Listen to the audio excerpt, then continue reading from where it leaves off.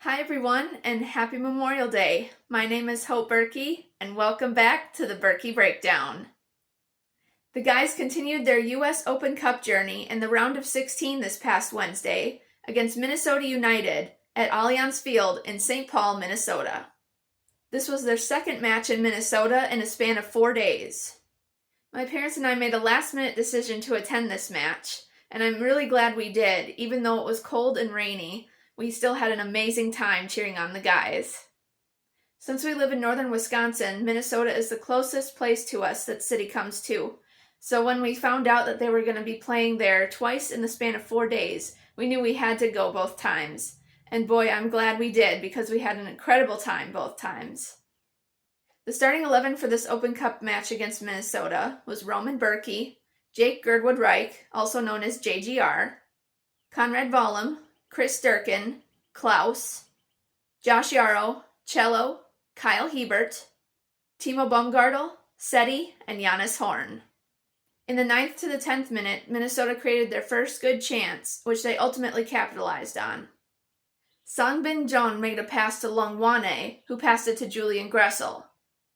Gressel then made a pass to Kelvin Yeboah, who took a sideways shot and scored, making the score 1-0 Minnesota.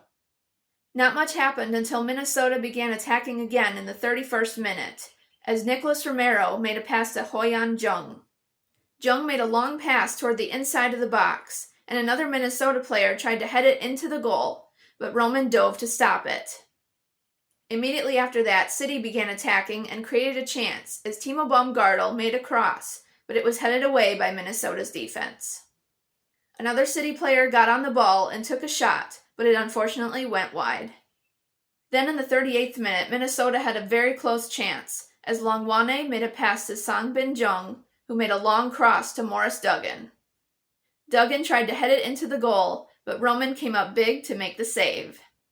Then City had a chance in the 43rd minute, as Cello took a free kick, but it ended up going just wide. About 5 minutes later, the halftime whistle blew, and City went into halftime down by a goal. Just as the second half was starting, City made their first substitution, as Akil Watts came in for Jannes Horn. Minnesota started the second half out strong and created a very close chance in the 48th minute, as Kelvin Yeboah made a pass to Julian Gressel. Gressel took a shot, but it thankfully went just wide. Minnesota tried again in the 49th minute, as Longwane received a pass and took a shot, but Roman was there to save it. The ball went high into the air after Roman saved it, but thankfully he was able to get under it and punch it away before any Minnesota players could get on it. Then in the 55th minute, City created some chances, as Cello made a cross into the box and Klaus tried to get ahead on it, but it was cleared away by Minnesota. Akil Watts got on it and headed it to Seti, who kicked it toward goal, but it was punched away by Minnesota's backup keeper. City wouldn't give up though and finally capitalized as Timo Baumgartel made a pass into the box and Cello put it into the back of the net, making the score tied 1-1. I was so excited and cheered so loud when they equalized. City had another close chance in the 58th minute as Akil Watts stole the ball from Minnesota and made a pass to Cello. Cello passed the ball to Klaus, who tried to head it into the goal, but couldn't quite do it. Then City began attacking again in the 65th minute as Kyle Hebert passed the ball to Seti, who then passed it to Cello. Cello made a long pass to Klaus, who was inside the box, and he headed it into the back of the net. This gave City the lead and made the score City 2, Minnesota 1. Oh, I cannot even tell you guys how exciting that was to see Klaus put that one in the back of the net and give City the lead. My parents and I were jumping up and down and cheering and so excited for the guys. It was an awesome thing to watch for sure. Then Minnesota had a good chance in the 73rd minute as Sungbin Jung passed the ball to Robin Lod, who took a shot, but thankfully it went right into Roman's gloves. In the 76th minute, Minnesota earned a free kick, and Owen Jean tried to head it into the goal, but Roman made the save. In the 84th minute, Minnesota had yet another chance as Kelvin Yeboah took a shot, but Roman came up big to make the stop. City took off with the ball right after Roman cleared it, and Seti received a pass and took a shot, but it went just wide. Immediately after that, Minnesota took off with the ball, and Anthony Markanek took a shot and scored, making the score tied 2-2. Minnesota almost scored again in the 87th minute as Kelvin Yeboah made a pass to Tani Oluwasi. Oluwasi shot it past Roman, who had come off his line to try to save it, but Josh Yarrow luckily got there in time to keep it out. Minnesota then earned a corner kick, and after it was kicked into play, Anthony Markanek headed it into the back of the net, putting Minnesota on top 3-2. City tried to equalize in the final minute before stoppage time as Seti made a pass to Simon Betcher, who tried to head it in, but it was stopped by Minnesota's goalkeeper. They tried one last time in the 4th minute of stoppage time as Cello took a shot, but it ended up going just wide.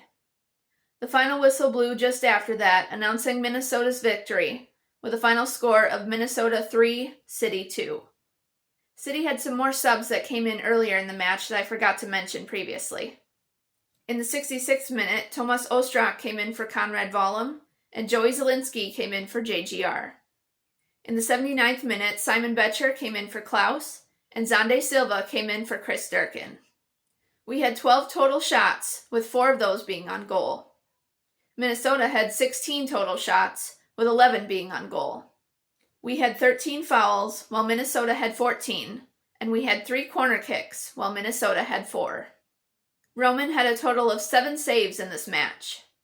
I thought this match was a roller coaster of emotions, and even though we didn't get the result we wanted and move on to the quarterfinals of the Open Cup, I still had so much fun cheering on the guys and seeing those goals made in person, as well as all those awesome saves that Roman made. We really had a great time, and I'm very glad we decided to go to that match. I cannot wait until the next time I get to cheer them on in person again. The guys returned to MLS regular season play and had their 15th match of the season this past Saturday against the Colorado Rapids at Dick's Sporting Goods Park in Commerce City, Colorado. The starting 11 for this match was Roman Bürki, JGR, Konrad Vollum, Chris Durkin, Klaus, Josh Yarrow, Cello, Akil Watts, Kyle Hebert, Timo Baumgartel, and Seti. In the 7th minute, there was a storm that came up, and lightning was seen, so the ref blew her whistle, signifying that the match would go into a weather delay. This delay would last about 90 minutes, and the match finally resumed at 10:20 p.m. Central Time. For a while after the match resumed, play was very back and forth, but in the 27th minute, Colorado had a good chance, as Georgi Mihailovic took a shot, but it went just wide. They had another chance in the 29th minute, as Jackson Travis made a pass to Georgi Mihailovic, who shot it right into Roman's gloves. Then City created a chance in the 32nd minute, as Cello made a nice pass to Klaus, who shot it, but it unfortunately went just wide. The sequence that City generated for that chance was very well executed. Then in the 36th minute, Klaus intercepted the ball and passed it to Seti, who took off with it into wide open space. He went one-on-one with Colorado's backup goalkeeper, Nico Hansen, and took a shot, but Hansen blocked it.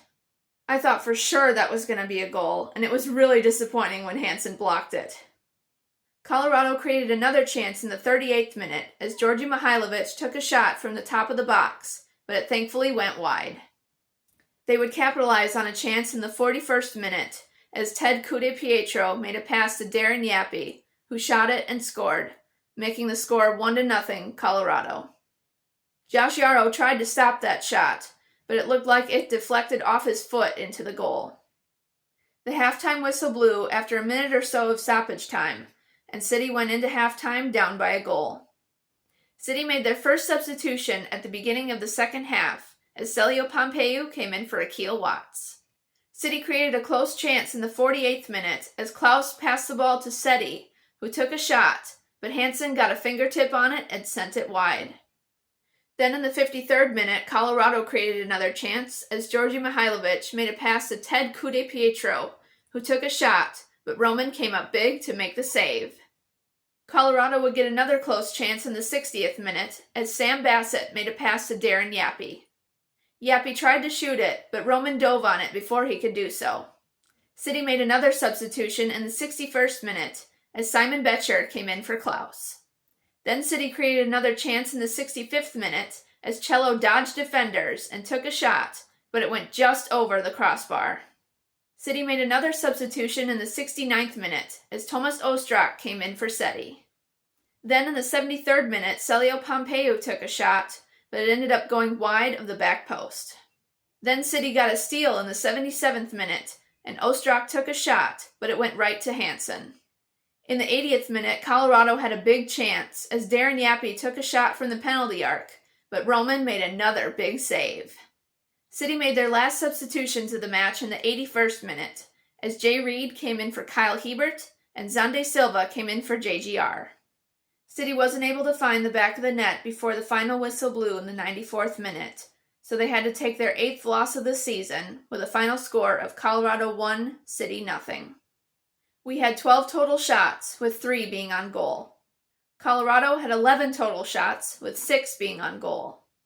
We had 15 fouls, while Colorado had 6, and we had 5 corner kicks, while Colorado had 3. Roman had a total of 5 saves in this match. I thought City looked better offensively in this match, and they spent more time in their offensive end in this match compared to past ones. Since we lost again, we didn't earn any points, and we remain in 14th place in the Western Conference. It was very disappointing that no chances were capitalized on, and we couldn't get the win, but I still believe in the guys, and I have hope that things will turn around for them and they will find success soon. JGR is celebrating his birthday today, May 26th.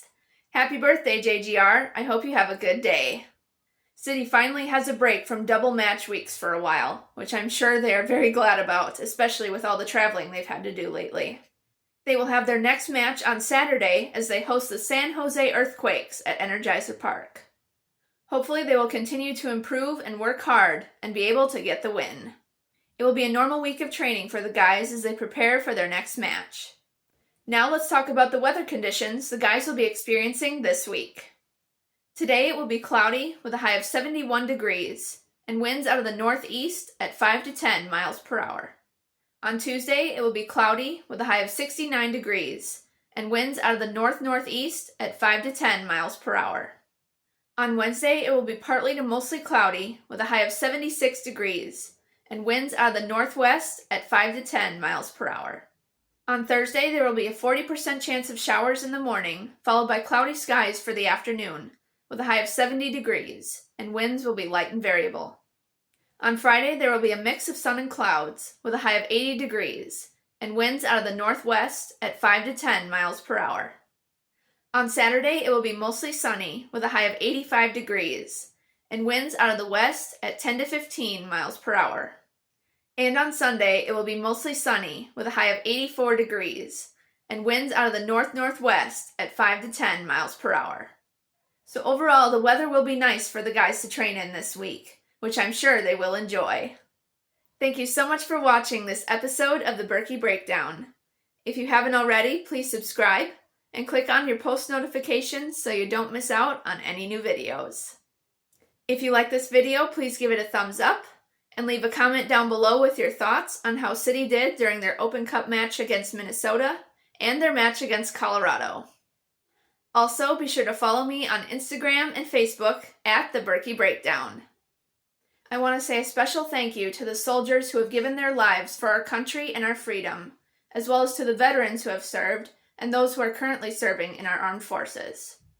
Without you all, we wouldn't have the freedoms we have today. So thank you so much for your service and your dedication to serving our country. Thank you guys for watching, and I'll see you guys in the next one. Let's go, City!